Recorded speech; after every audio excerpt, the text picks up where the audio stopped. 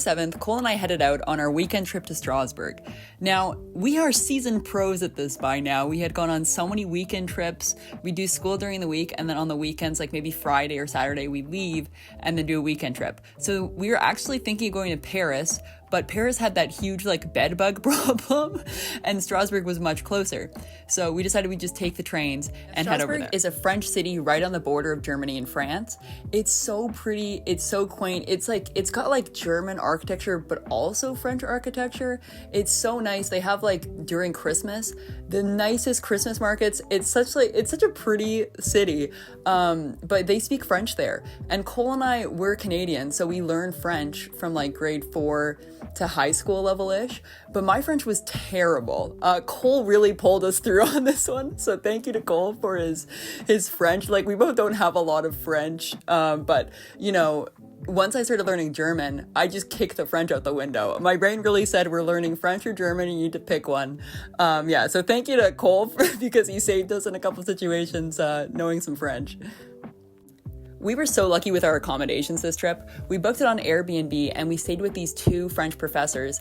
They taught at a university near Paris. I can't remember which one they actually taught at, but they were so lovely. They brought out wine. We had a really long talk with them. They had a young son.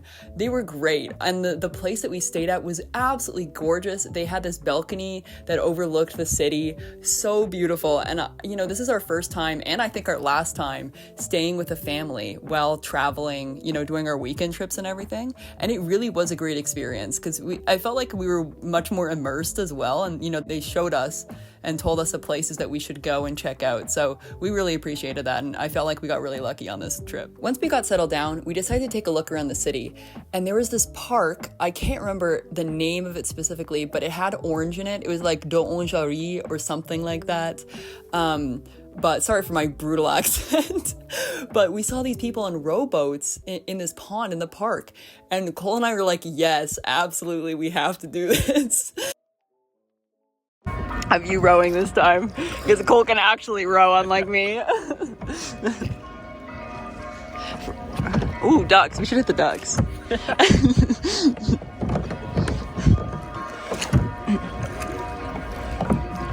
I like that church. That's the one that we're going to go to later.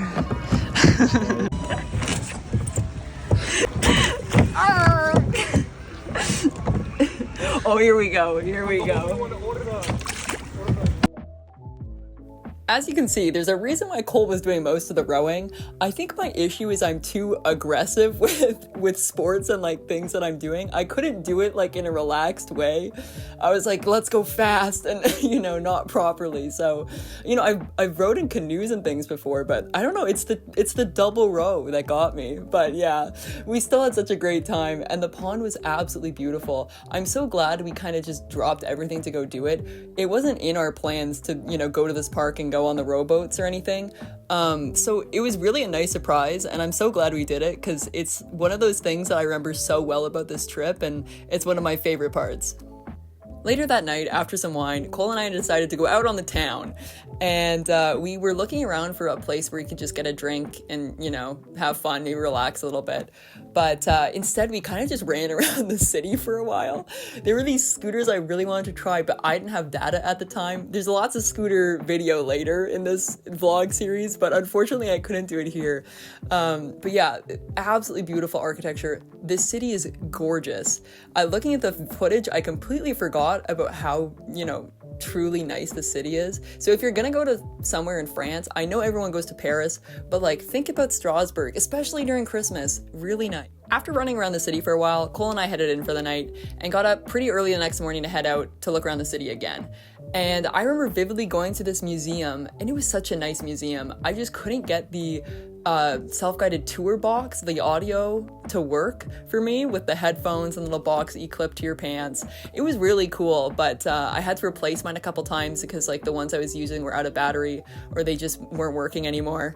But once I got the hang of it and I got one that worked, it was really cool. And honestly, I enjoyed the system of it because you're kind of in your own little world listening to it. You don't have to listen to a tour guide and you can kind of just roam around on your own. Here's where things get a little crazy. As per every trip, I do something kind of stupid.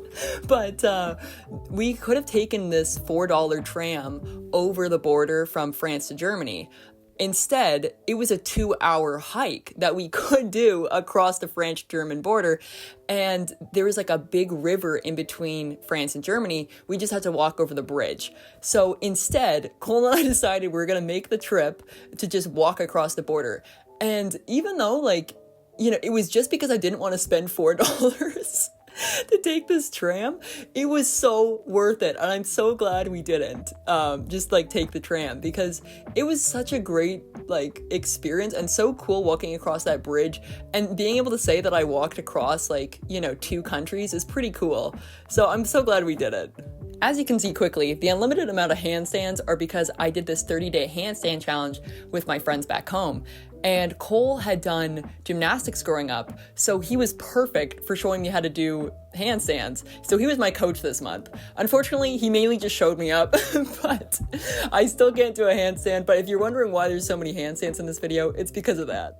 This is after the Strasbourg trip. We're back home at the university, and Cole, Duke, and I often did this tradition where we would go to one of the buildings on the university where they held events, and they would often leave food and drinks there, which like were to be thrown out the next morning, but we're broke students, so we would head over at like 12 o'clock, 1 o'clock, and just eat all the food that was left over. That's why you should put your weight. You know, it cuts. It's good. It cuts. Yeah, there we go. Thanksgiving dinner. Alright, each at a quarter? Sure. Can we do third section? And we can cut the...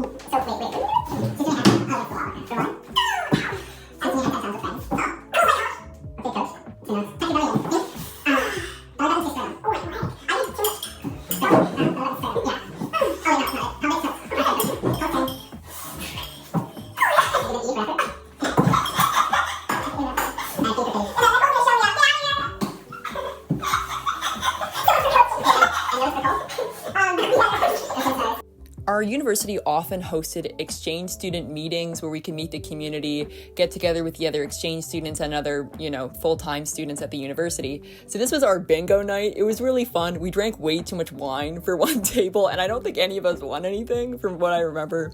And the next thing is just Duke and I at 4 a.m. getting coffee. Again, free coffee from the university. That is delicious. Oh.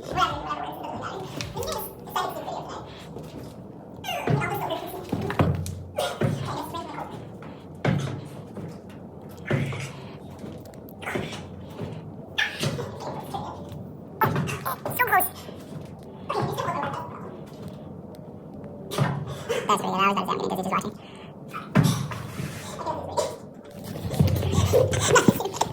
The next few videos are just some student life, day-to-day stuff. I didn't film a lot of my student life because it felt uncomfortable and kind of awkward filming in class. Like I felt like I couldn't do it. And honestly, like I can't ask everybody in the class if I can film them. It felt wrong for me to not be able to ask them if they were okay with me vlogging things, so I just didn't. But then we started doing Spanish dancing classes, Maria and I, one of my friends, and I couldn't get a kip up. So that's why I was freaking out on the floor, because I couldn't get a kip up and I can't do a handstand.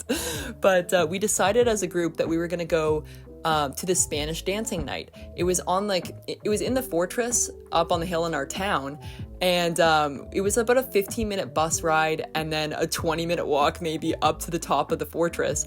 It was really cool. We didn't know how to Spanish dance at all, most of us. I had only been to one class at that point, but we still had a great time. You know, the dancers there were incredible, and it was just a good experience anyway, because we got to see the fortress. You know, a lot of us hadn't been in the fortress yet, so that was great. After dancing for a while, we honestly just left the Spanish dancing night and ran around the fortress. They had it all lit up. They had, I think, a light show a week later that we didn't end up going to, but we're still so glad we got to see the fortress. It's so beautiful on the edge where you can see the entire town and you can see the lights and the river. It's so beautiful. Looking good so far. What is this, like, hand? Oh, that'd be good. I do. Mine's here. We have have a photo. Cole, you look terrifying right now. Thank you.